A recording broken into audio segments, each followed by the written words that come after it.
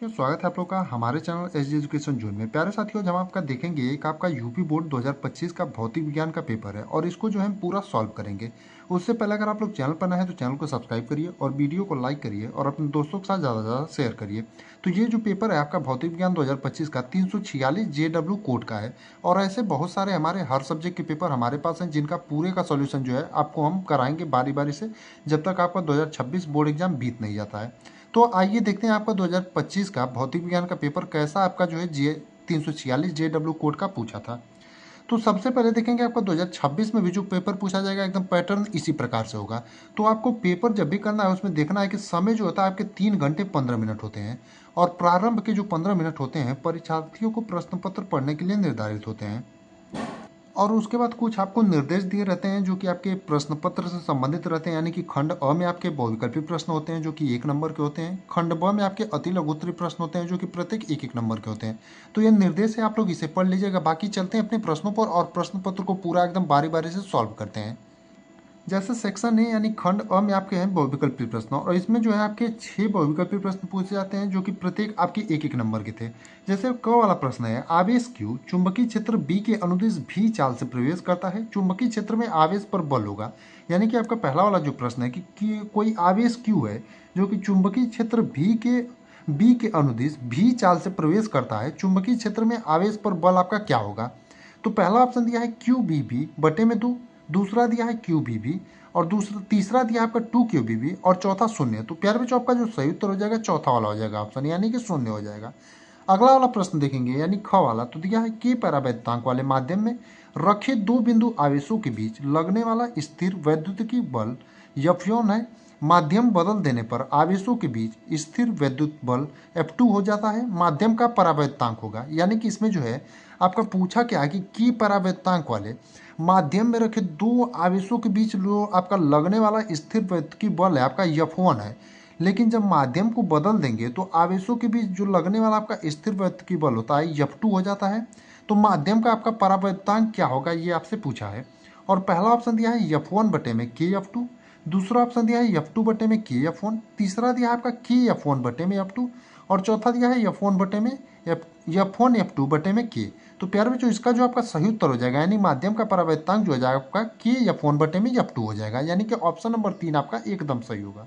और प्यारे बच्चों आपको बता दें कि प्रीवियस ईयर का पेपर जो है आपका यहाँ से आपके बहुत सारे प्रश्न जो है आपके 2026 यूपी बोर्ड एग्जाम में भी बनेंगे और ऐसे बहुत सारे पेपर हमारे पास है जिसका सभी का सॉल्यूशन आपको कराएंगे और उसके अलावा आपको जो है एक क्लास भी कराएंगे, यानी कि इंपॉर्टेंट क्वेश्चन की जो क्लासेस होती हैं सब कुछ आपको यहाँ पर बताया जाएगा।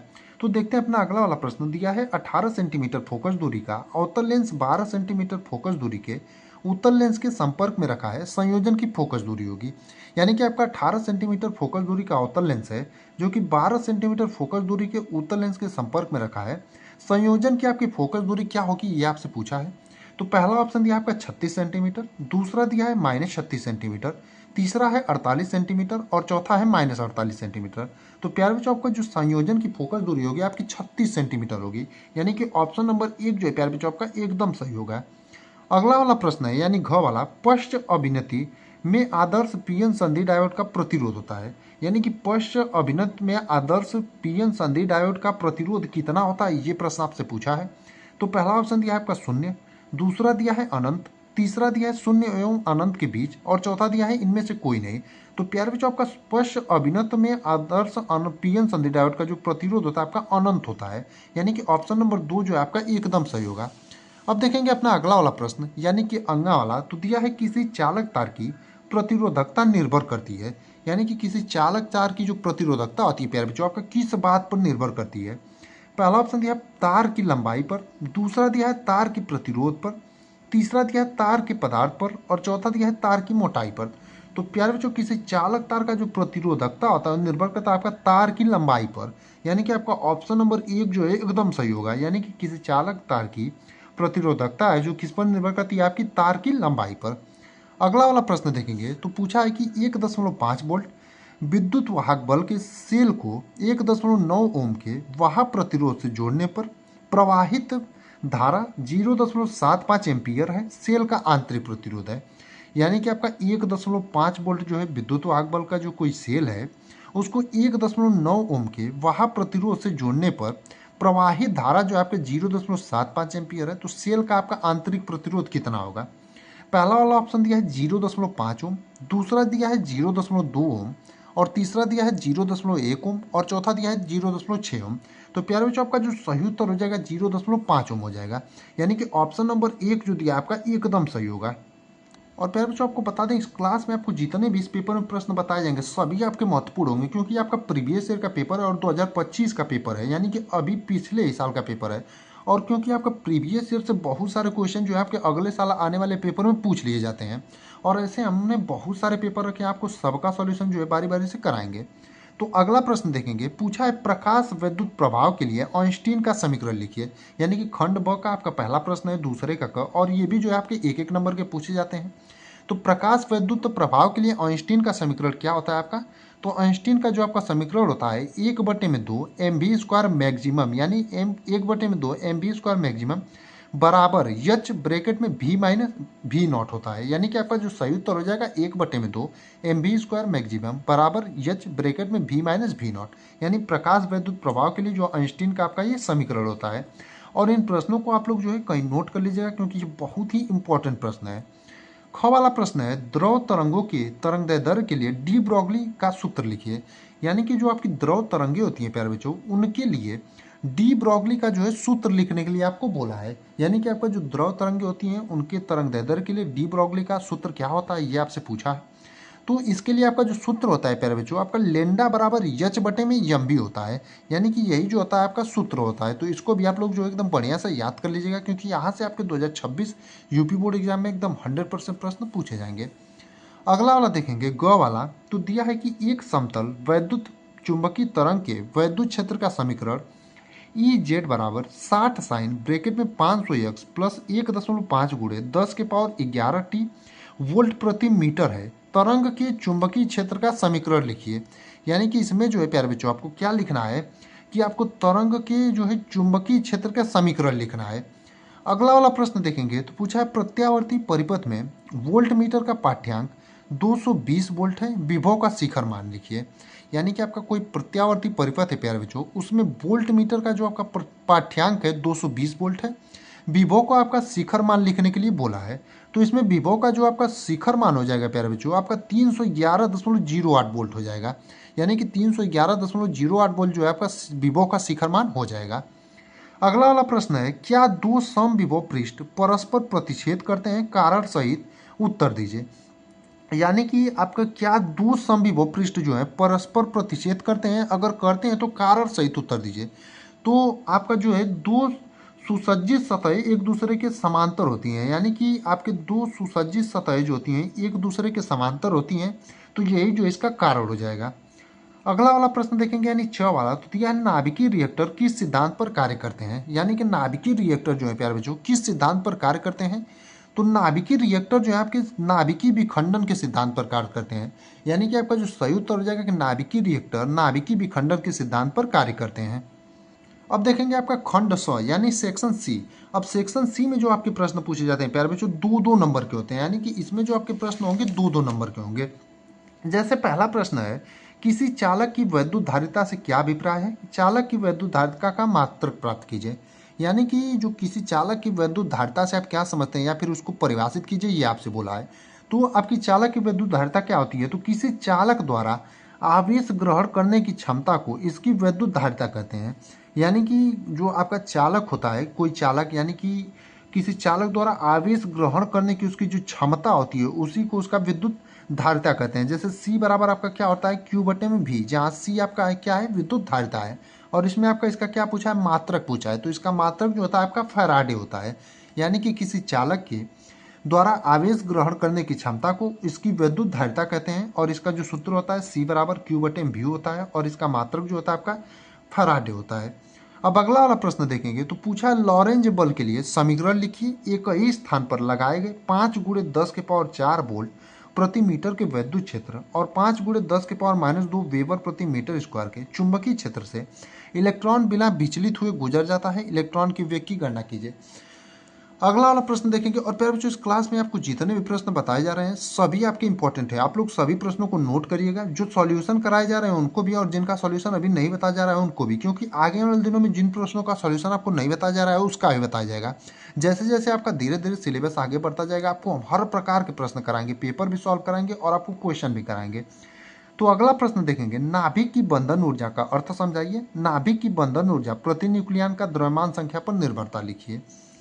अगला घ वाला प्रश्न पूछा है, ध्रुवित और अध्रुवित प्रकाश का चित्रीय निरूपण दीजिए। किसी पारदर्शी माध्यम के लिए ध्रुवण कोण 60 डिग्री है, अपवर्तन कोण एवं माध्यम के अपवर्तनांक का मान प्राप्त कीजिए। और प्यारे जो बहुत ही इंपॉर्टेंट प्रश्न है आपका, और ये जो है आपका हर साल बोर्ड एग्जाम में पूछा जाता है, तो 2026 में भी आपका 100% पूछा जाएगा।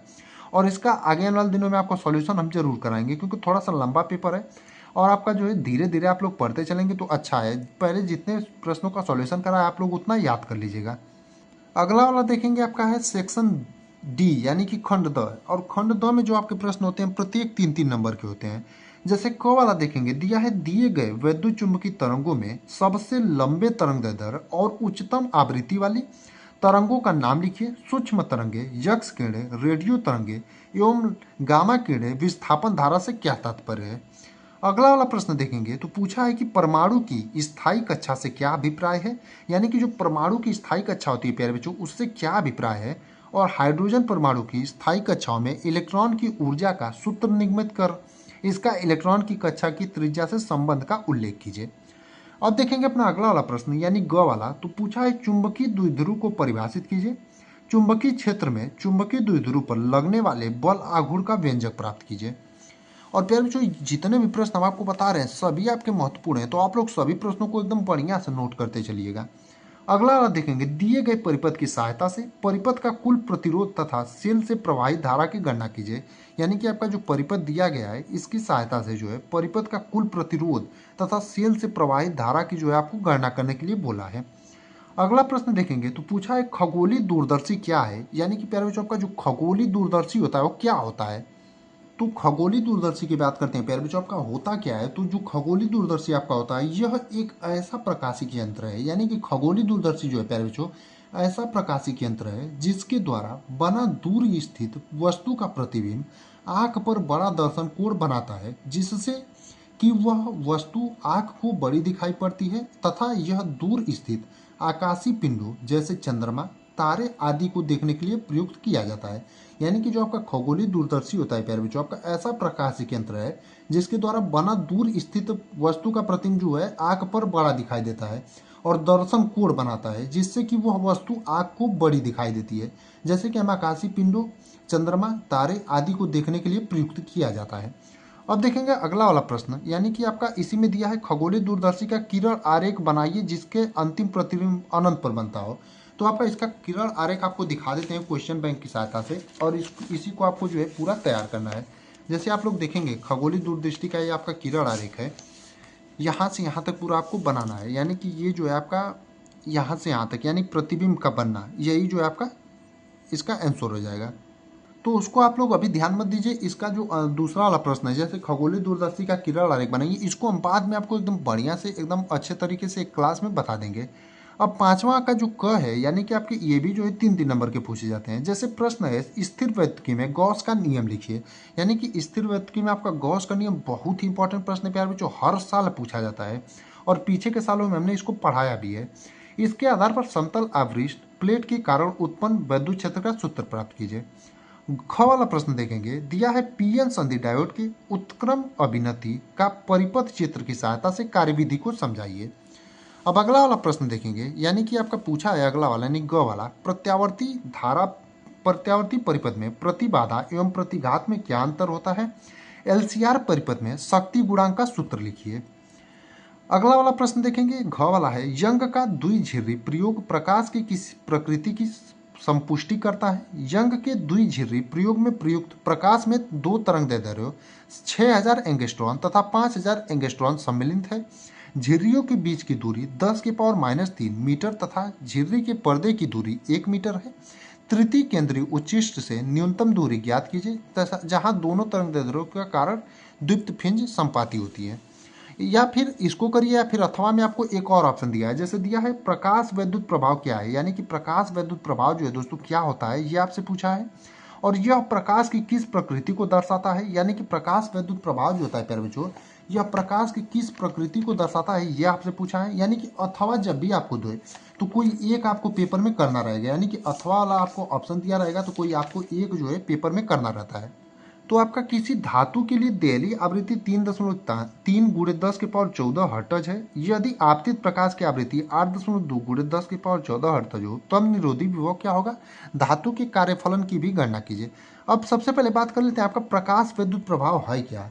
तो जब किसी धातु की सतह पर जो है एक निश्चित आवृत्ति से अधिक आवृत्ति के प्रकाश किरणों को आपतित किया जाता है तो धातु की सतह से इलेक्ट्रॉनों का उत्सर्जन होने लगता है, और इसी घटना को जो है प्रकाश विद्युत प्रभाव या फिर प्रकाश विद्युत उत्सर्जन के नाम से जाना जाता है।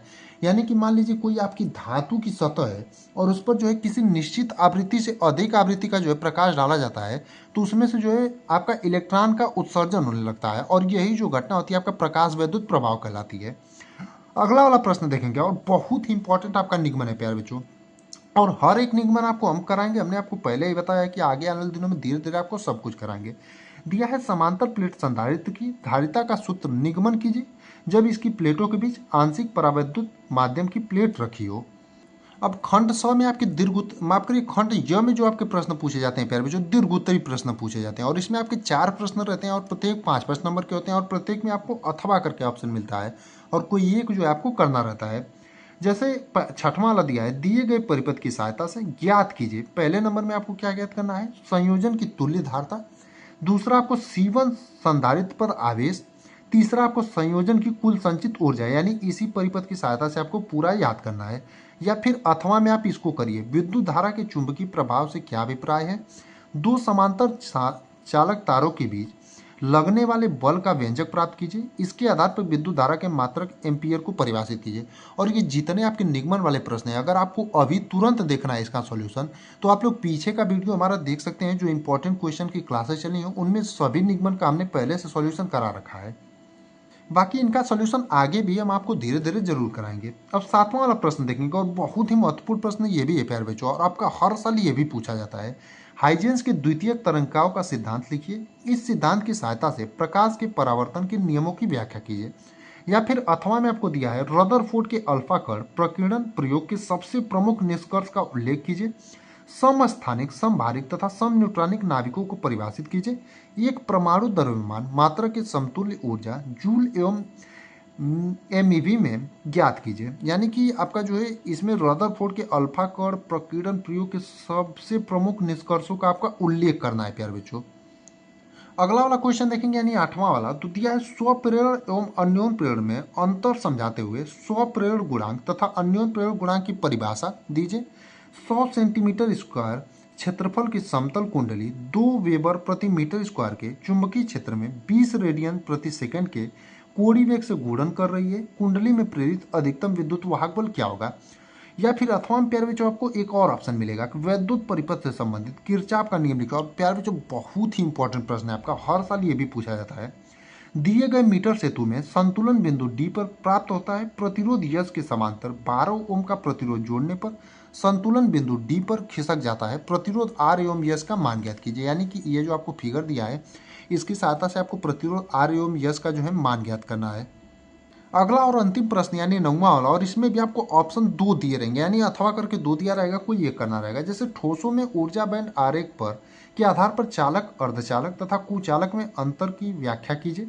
शुद्ध अर्धचालकों के डैम्पिंग की क्या आवश्यकता है। दिए गए परिपथ में आदर्श डायोड D1 एवं D2 में धारा का मान लिखिए। या फिर अथवा में आपको एक और दिया है, जैसे देख सकते हैं आप, किसी गोली पृष्ठ द्वारा अपवर्तन का सूत्र लिखिए और इसकी सहायता से पतले लेंस के संबंध में 1/F बराबर n-1 बड़े ब्रैकेट में 1/R1 माइनस 1/R2 व्युत्पन्न कीजिए। यह भी दर्शाइए कि अवतल लेंस के लिए फोकस दूरी ऋणात्मक होगी।